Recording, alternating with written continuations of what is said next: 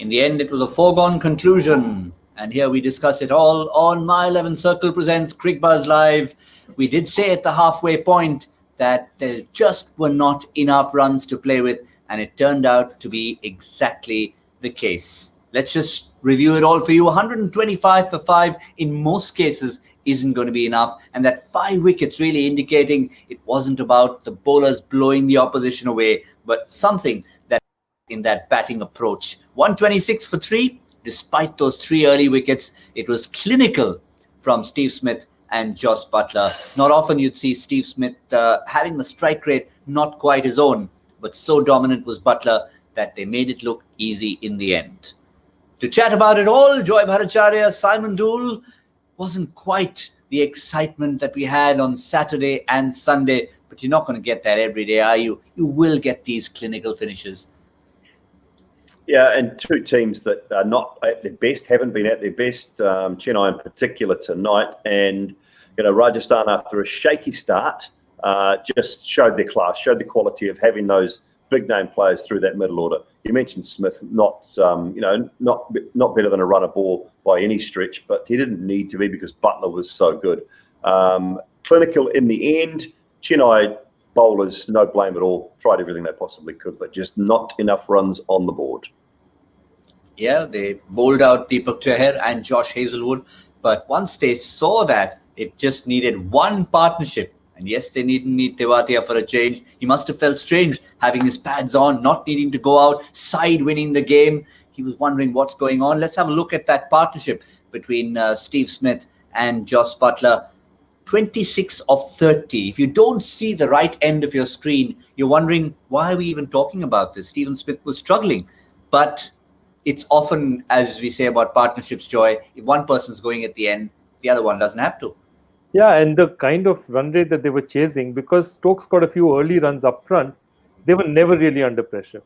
So it's also, they didn't really have to take any risks. 6.9, 7, 7.1, put it back beyond 6. So it was very easily done. Smith took no unnecessary risks. And you know what this reminds me of? If you go and watch English cricket, every club has this pro, and the amount of responsibility on that pro is disproportionate. The pro has got to do everything. He's got to bat, he's got to bowl, he's got to do everything. And today, Buttler was that pro. Okay, you get the big bucks, you're going to take us home. And I loved the way he just said, I don't depend on anyone else in this side. I'm going to take these guys home. And that's what top quality international players do. They take their sides home. If you're going to get paid the kind of money that these guys normally do, and you're an international player, you're going to say, I need to win at least 2 matches for my team. That's the way it works for me. And Dooley, sometimes we talk about teams who are about to lose, who maybe score a few extra runs to stay in touch with that net run rate. The other side of it is, if you're going to win and you see you're pretty much guaranteed a win, you kind of step on the gas a little bit, and you could see Jos Buttler doing that because they're in a position when 4 and 5 could just be critical. Yeah, and they'll be thinking about 14 points. I mean, look, 12 is a pie in the sky sort of stuff. It's not going to get you through. They'll be thinking about 14 points with the net run rate. It's a chance. It's a possibility. And so now they're on 8th. They need 3 more wins to get to that 14, but they need to sort that net run rate out. That's been a bit of an issue for them. A couple of big losses don't help, but a couple of good wins, they certainly do help. And all of a sudden you go to, where are they? 8 points and minus -5. So to sort that out and get to 14 points in their next 4 games, so they've got to try and win 3 of the next 4, then they're a chance. And every opportunity you get to up that run rate, you've got to try and do it. You've got to try and make the most of it. And who'd have thought, Who'd have thought? The yellow team, way down the bottom. Now, the powerhouse of Chennai, sitting right at the bottom. The one thing it does, and what your point of view on it, Joy, I think what it has shown is the slight deficiencies in some teams are exposed this year because of the quality of players that have been bought and the quality of thought process that goes into the auctions. Every one of these teams has some serious power and has put some good thought into it. Absolutely. And that's the one thing that you'll have to look at. That if you see Chennai and what they bought even in the 2018-19 auctions, the 20 auctions so far, none of them have really changed their fortune. Sam Curran was their most expensive buy. But it's not as if Piyush has changed their fortunes. That's the problem. The problem is everyone else has kitted up, tooled up, and these guys just haven't. Somehow they've remained at the same place, and that's been a huge difference. So guys are coming through well, and I believe that having grounds where there are no spectators is just allowing kids to play with much more freedom than they normally would, and play with much less fear than they normally would. So the number of kids coming through the system is also much more. They had just one kid that they depended on, Rituraj. He didn't come through, and I just think he didn't get enough chances. He had that one terrible run out, and then he was not in it at all. And that, I think, is the difference. They had no young blood. If you look at every other team, they all had some kid bubbling under who's giving them. And it's not just about performance, it's about enthusiasm, energy. Chennai looked drained on the field, and that's not the Chennai we know. Yeah, and you can talk about the opposition. And even though they didn't need a Tewatia, they didn't need a Riyan Parag today, these are the kind of names that have been thrown up. And obviously, you can see Rajasthan going in an upward trend. Delhi, a lot of young players. Mumbai they've all got their little share of the young Indian players. Yeah, well, you look at, take Jaiswal, Parag, Tyagi, Tewatia. There's a core of your Indian talent for the next 3, 4, 5 IPLs. So that's good. Sanju Samson, another one, if he continues to maybe go through the tournament like he starts the tournament, he's going to be better for it. Yes, Robbie's older. Maybe Uncapped needs to be moved aside, but they've got a core of young players that they can build around these international players for the next 4 or 5 years. That's where Chennai are going to have to go back to the drawing board, and that's where I think all of the other teams have, like you said, Gautam, just got enough youngsters to build around for the next 3, 4, 5 years. Yeah, just peeking into the Cricbuzz app to try and have a look at what MS Dhoni said at the end. And one of these things he mentioned was also the youngsters. We didn't see the spark to push the guys. But what this result has done is give those youngsters a chance in the rest of the tournament. Is that a message? That could be a huge message MS Dhoni is sending out, Simon Doull. This is what he has just said moments ago. That's brilliant. And we talked about this, Joy, I think, was it 3 games ago for Chennai. We both talked about it. Look, it's an opportunity, if things don't go right for Chennai, to restart. Build this team around Hazelwood, Sam Curran, bring a couple of the younger Indian players through, get Jadoo maybe a little bit further up the order, and just try and see whether they've got something. Because by the time they go back to the auction, they need to find out whether these guys have got enough ability to actually compete at this level. Yeah, absolutely. And I believe they should go back. There will be an auction, even though there's just about maybe 6 or 5 months before the next IPL. There will be a mini auction. It's not a major auction, because the major auction they've decided to hold back till 21. But even in a mini auction, I would go and say maybe drop a Kedar Jadhav, drop one of the leggies, use that money and go and get some young, vibrant talent. There's enough of it around, God knows. We've seen the kind of people available. There's enough of it around. They need to retool. This is not going to do it for them. This is just not going to do it for them, and I think they realize that now. Yep, Piyush Chawla to open the batting as well. That would be help. But let's have a look at the bowling effort from Chennai. They just didn't have enough runs to play with, and yet you could see the strategy from them. Look at this. We talked about it on Cricbuzz Combox. Not something you see often. Deepak Chahar, 4 bowled out. Josh Hazelwood, 4 bowled out. Shardul Thakur only towards the end. But obviously he had to bowl out those quicker bowlers, and you don't expect to see Jadeja not bowling enough, Joy. No, that's what I do not understand. There's something there that I do not understand. Tewatia and Shreyas Gopal strangled the Chennai middle order. How did this pitch is supposed to get slower or slower? What happened out there, Simon? I don't understand it. Do you have any idea what was happening? Was it dew? What was it? It might have been. There might have been a little bit of dampness. And what we have found here in the last week and a half, GB and Joy, it's certainly got cooler. It's 33, 34 now. It's not 40. But it's pleasant outside now. So what happens, obviously, when it gets cooler is at night, the dew it's probably a little more effective. I guess at nighttime there is a little more dew around. So whether that happened, maybe the ball just started to skid on a little bit and the spinners couldn't have their way. I think MS did the right thing up front, bowling Hazelwood and Deepak Chahar, because they'd taken a wicket 2 and 1, so they had 3 wickets up front. But those middle overs was when he really should have just bowled spin, and gone. Not worried about Shardul Thakur, not worried about Sam Curran, just gone all out spin attack bowl. You 2 quick men up front, and then just go from 9th over on. I go leggy, Jadoo, let's go. Try and get me some wickets. Well, right or wrong, Joy, MSD has actually answered your question. He said that there was a bid for the fast bowlers. The reason I brought on Jadeja was only to see how much it's stopping, but it didn't stop much in the second innings. I think it got better because our spinners simply didn't get the same bite that the Rajasthan spinners did. So he saw it and he called it as it was. It's interesting. I mean, as I said, when it's so interesting that luck, I mean, Dhoni's captaincy career started because Misbah tried this, reverse this paddle over his head and got caught. Had that ball gone for 4, would Dhoni have been the captain throughout, the sort of winning captain given the chances? Nobody knows. So the funny thing is that every card that he's played in his 10, 12-year career has gone his way. And somehow all those odds have sort of stacked against him because it was his call. He chose to bat. So that's the thing. So now, even when he's taking the call, he's getting the calls. Yeah, they're not going his way.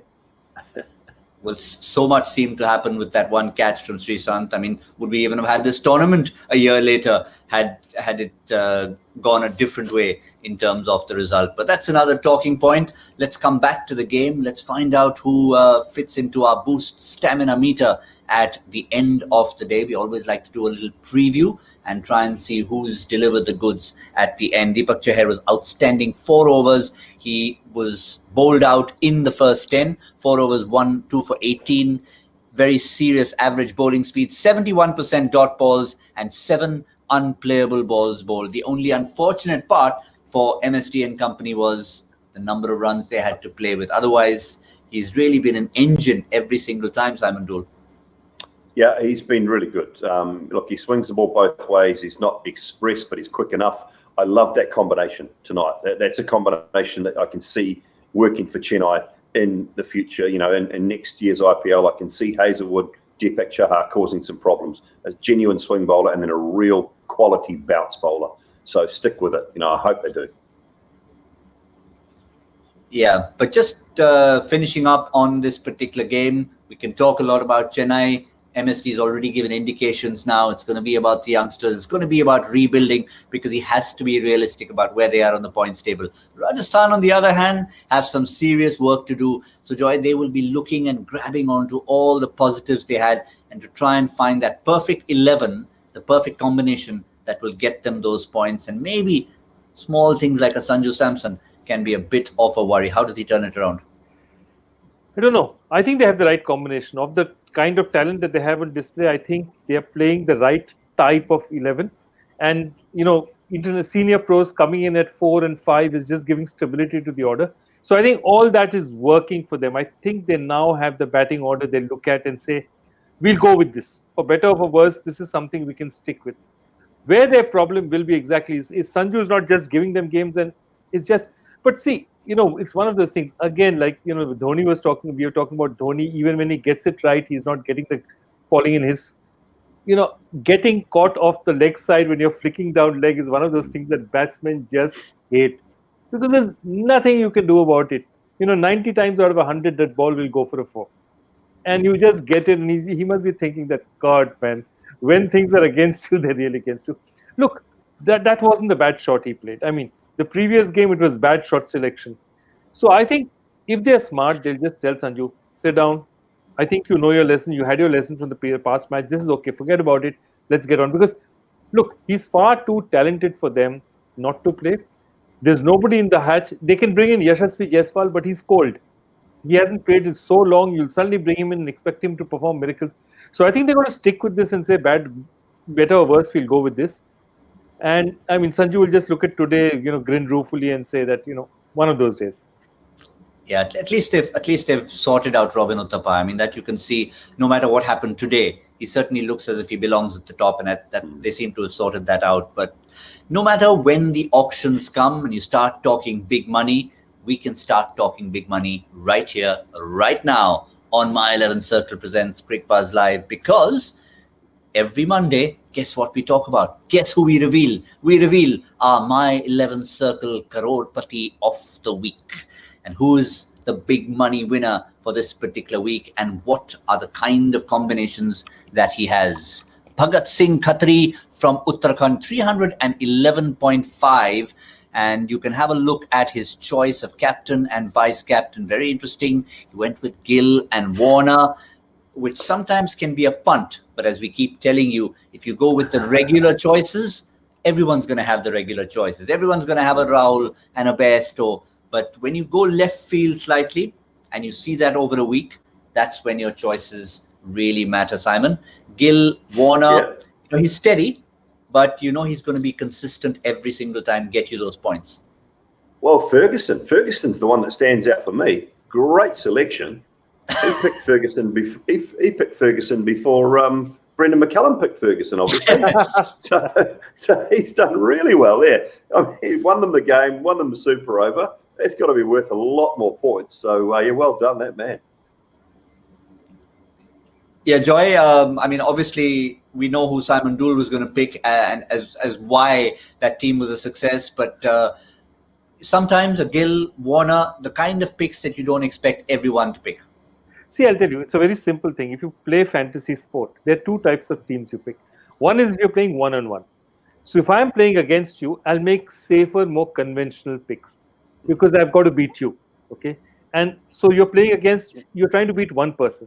If you're trying to be first among a lot of people, every conventional pick, no conventional pick is ever going to win it for you. Because if you pick somebody like a Jofra Archer, so have 40,000 others. So you're going to win it off unconventional picks. And that's exactly what it is. So playing a one-on-one fantasy game versus playing a fantasy game where you want to be one among thousands and tens of thousands is very different. And I think that's exactly what he did. Pat Cummins and Lockie Ferguson both are in that team, which is so interesting. Yeah, certainly is. But Joy, if you were playing against me today, you'd be doing very well with Ambati Raidu as captain. I had no chance whatsoever. So just pick your days. Did you have Piyush Chawla? No, I didn't have Piyush Chawla. Oh. I would have got all those batting points I was looking forward to. But if you had picked Piyush Chawla on his batting, then even with Ambati Raidu, I would have got you today. But let's not have this rivalry going.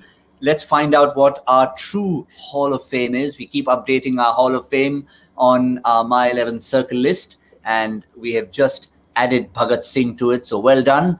Darshan still sticking at that number one position. We will keep updating this from you as things go on. Now, as we look ahead, remember at the points table, we've already seen Rajasthan going upwards, Chennai resigned to their fate, starting to talk about the youngsters, starting to look at next season. But a couple of teams with plenty to play for will be going head-to-head on a terrific Tuesday. This is what we have coming up on match number 38 from Dubai. Punjab taking on Delhi. Now, Delhi might be sitting pretty. They might already be planning for a playoff spot. But remember, for Delhi, it's about ensuring 1 and 2. For Punjab, it's now about pinching themselves and saying, no, the weekend wasn't a dream. We actually can win. We have won. And we now have a more than mathematical chance of getting through to those playoffs. So huge game for Punjab. They need that momentum to keep going against the winningest Delhi team. Yeah, I think to me, it's they'll enjoy this ground. That's the first thing. They had the win, obviously, there the other night, and that would have done them the world of good, I think, moving forward to tomorrow night's game at Dubai. They'll have confidence in some of the batsmen that are starting to, find a little bit of form. Chris Gale, new into the side, in some sort of form, so that'll be good for them. And they just got to follow Shami. They just got to follow Mohammed Shami's just his work ethic and his belief. If they can just follow him, they'll be all right.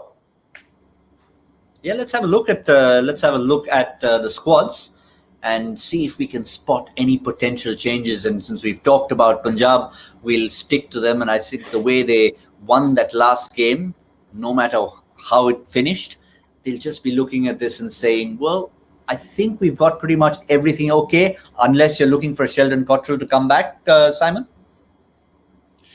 No, that's a big no on that point. The only worry, the real worry, and I know he bowled well the other night, 4 overs, none for 27, but we keep talking about it, Joy, that the worry's Maxwell, the way he's getting out and just no runs.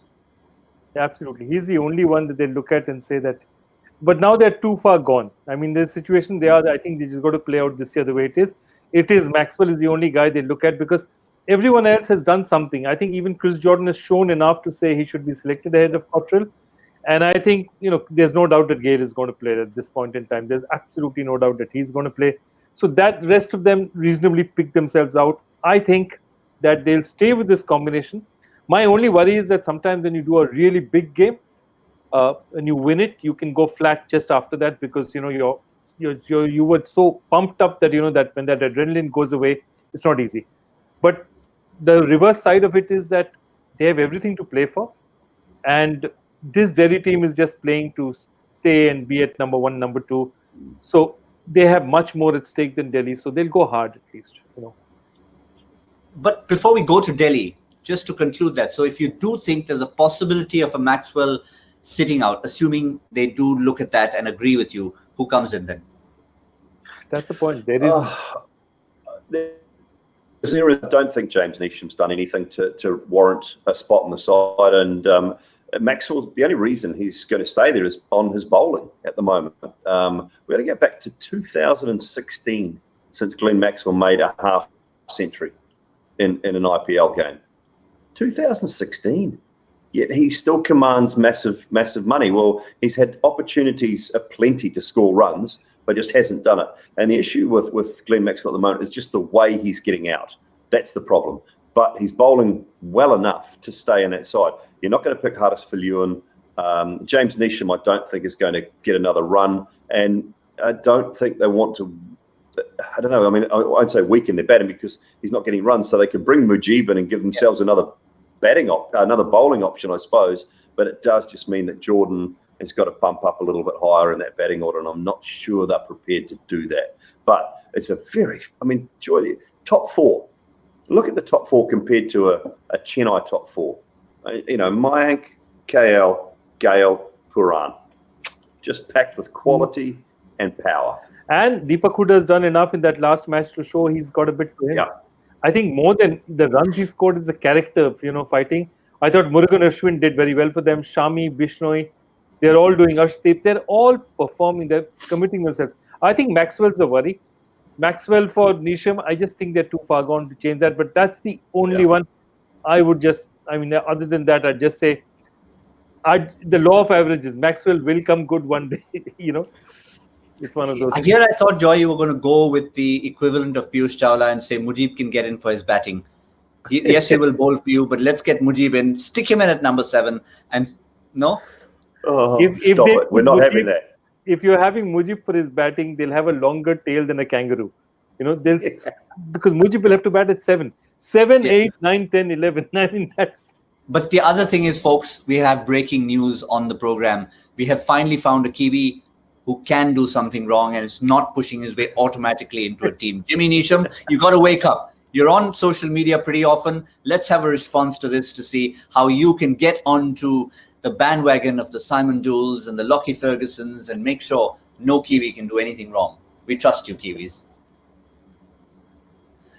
That's how we started the show. That's how we are continuing on the show. Let's not forget Delhi. That's who they're taking on. Yes, they're looking for that 1 and 2 spot, but sometimes you can get a little vulnerable. Sometimes you can get a little complacent. Not saying they will, but that's one of the hazards of being on top.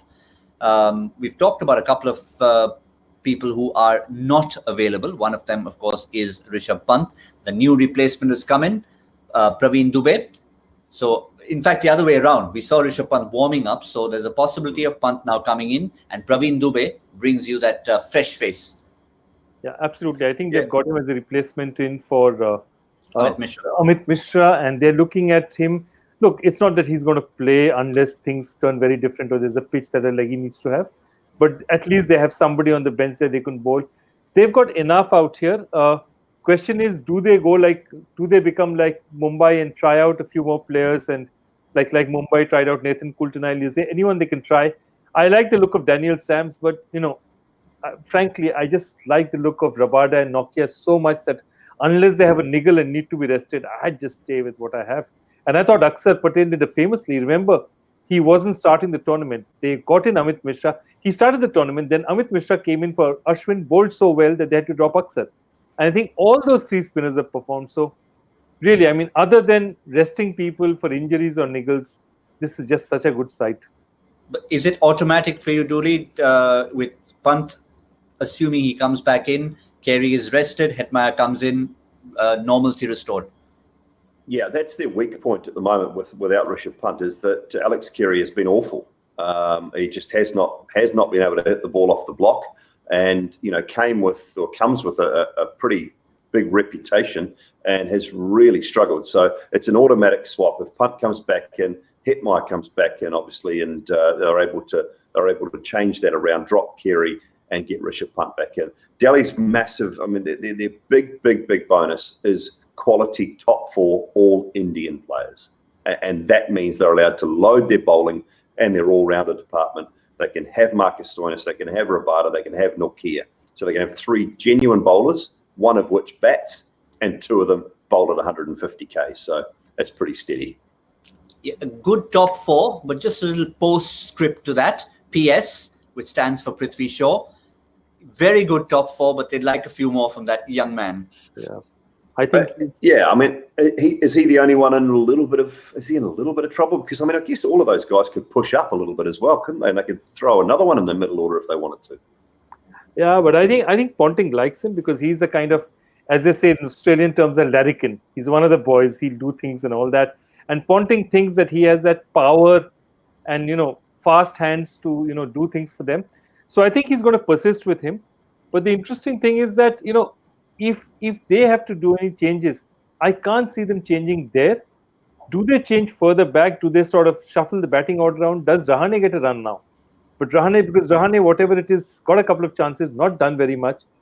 Or do they just say that, okay, now things are back to normal, you go back to the shed? So, I mean, the problem is Delhi's problems are very minor problems. They're like, okay, too little here, tinker a little here. But the basic engine is very strong. And whereas other teams are trying to solve their complete top 4s and top 5s, and Delhi's got so little to do. Yeah, but I think the one thing we've concluded from our discussion today, especially since we kicked off with the problems that Chennai had, is that if you want to do well, you pretty much have the young uncapped players who are doing well for you. And we thought we'd try and compile an uncapped 11 for you. And if you have a look at that, it should be on par or show some parity in terms of teams that are doing well. So this is from 2020, an uncapped 11. And if you have a look at that, chances are that the players who have performed, those teams are doing better than most others. It's a good side, isn't it? It's a side that you imagine there probably 3, 4, 5 of those players could go on and still play for India at some form or another. Devdutt Padikkal has been impressive. And the other thing, he's been quite impressive alongside Aaron Finch, who's, I think, underachieved. Would you say that, Joy? I think so. Yeah. He's almost been the standout. Yep, he's been a standout. For me, of course, I mean, Padikkal, and even though, look, it's a problem with all fresh players, they tend to tail off after a bit because they just don't have the maturity to keep playing. So Devdutt Padikkal is not where he started, but he's still pretty significant. 297 odd runs. I mean, that's a significant start. What I love about this lineup, and that's what gives me the most pleasure, is other than Ishan Kishan, Nitish Rana and Surya Kumar Yadav, and to a little extent Rahul Tewatia, none of the other guys have played significant roles before, and Rahul Tripathi to a little. So about 7 of these guys are really this year's. Arshdeep has played maximum this year. Kartik Tagi is this year. Natarajan has really done it this year. Bishnoi is this year. Samad has also got his big chance this year. Padikkal this year. So that's what I love about this side, that lots of these guys are now. It's not just we are uncapped Indians. We are the sort of class of 2020, as it were. Yeah. That's fantastic. And it's also a great balanced lineup. I mean, it's not that we've just made an 11. Just imagine these guys having a game against a pick of an overseas 11. So you leave all the Virat Kohlis of the world and the Rohit Sharmas of the world to sit in the stands and watch. And you have this team playing an overseas team. And what a game it would be, because you've got openers, you've got a keeper, you've got leg spinners, you've got quick bowlers. It's a balanced lineup, Dooley. Yeah, it's a nice lineup, isn't it? So just to counter that, what I would like to do in 2 days' time, and our boys will get onto it, is have that team line up against an over 35s team. And that's a fabulous idea. Okay. Well, you mean the So we've Chennai team, right? We've got to pick our 35s and over team from this tournament to play against our young uncapped players. But I like it. I mean, and there's others. There's more names around, isn't there? I mean, I'm trying to throw some off the top of my head, whether it be Rian Parag. There's plenty of young guys, other young guys around that could have sort of slotted into that side. Priyam Garg, he played a match-winning knock. He got a 50 that day. And I like him. I really like him because he's a dream in the field. He's a terrific fielder, took fantastic catches. I think he's got something to him. And they tried to bat him up at 4 and 5, and it hasn't totally worked out. But he didn't not look the part, if you know what I mean. Sometimes guys are just slogging across the line and all that. He tried, he got a couple of shots through, then it didn't happen. But it wasn't that he was out of place, that, can this guy play at number 4? No, he can't. And so I really like the look of Priyam Garg. Maybe if there could be a spot for him, I'd like to see that. So there's lots there. Yeah. There's lots of options, and it's fantastic to see these kids. Yeah, lots more names, but we are gonna compile that for you in 24 to 48 hours time. Young team against the over 35. By the way, how old is PC? By the way, Joy? He doesn't make it. He's a young he doesn't man. make it. Yeah, he doesn't make it. Fair enough. But this is finally how Imran Tahir is going to play a game. We're going to organize this game. The young men against the over 35s. Imran Tahir will be captain. No question about it. We'll have to have 4 overseas in our over 35s. We'll have to have 4 overseas. We'll limit it to that. Fair enough. Chris Gale, Imran Tahir, Shane Watson, they all get in there. They love it. Right, we've got our joy factor question now. Plenty to ponder about for the young versus old. But this one, no matter how old you are, you can attempt this. Joy, take it away. Absolutely. And this question was inspired by the events of the weekend. So with respect to international cricket, what first is held by Daniel Vettori and Suleiman Ben. They were the first 2 bowlers to bowl an international super over. This is Auckland 2008. Simon, were you there? I did. I worked on that game. Yeah, I worked on that game. And New Zealand have been involved in the early parts, the early sort of 4 or 5 years of 2020 cricket. I think New Zealand had 3 of the 4 super overs that were played at international level. And yeah, I do remember that game, and 2 left-arm spinners as well. So both the same style of bowler, bowling the super over at Eden Park, which is one of the smallest grounds in the world. Go figure. That's what I was wondering. Why 2 spinners in a super over is not something you see very often. Yeah.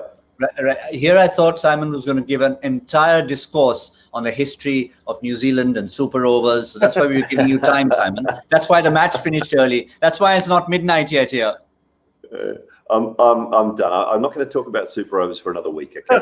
Till next week. Done. Next weekend. All right. Until next weekend, we'll give it to you. But we have a winner. We have a winner who spotted that. Daniel Vettori, Suleiman Ben, international super overs. Oh, yeah. All right. It had to be you. We He's tried too to keep him away for a while, but Grit Rohit comes back into the mix with a veteran question.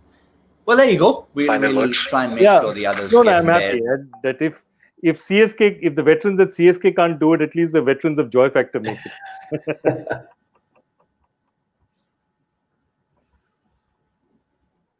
So yeah, brilliant. All right, Joy. Thank you very much. I think we've just lost Gautam, unfortunately, mate. But are you back on tomorrow, Joy? Yeah, I'm back on tomorrow because I think I can't give these youngsters in the hands. I can't leave this Punjab team. I've got to watch them make a run out of it. So I'm just so looking forward to tomorrow and what's going to happen. It's a big match. So let's see. Fantastic. Fantastic. I think we've got you back, GB, to say good night to everyone. Is that right? Yes, it is. I am back. And thank you very much, Joy. Thank you very much, Simon. All of you for joining us. We'll see you. There's so much to look forward to. It's going to be Delhi versus Punjab. Lots for the men from the north to play for. We'll see you all. My 11 Circle presents Cricbuzz Live.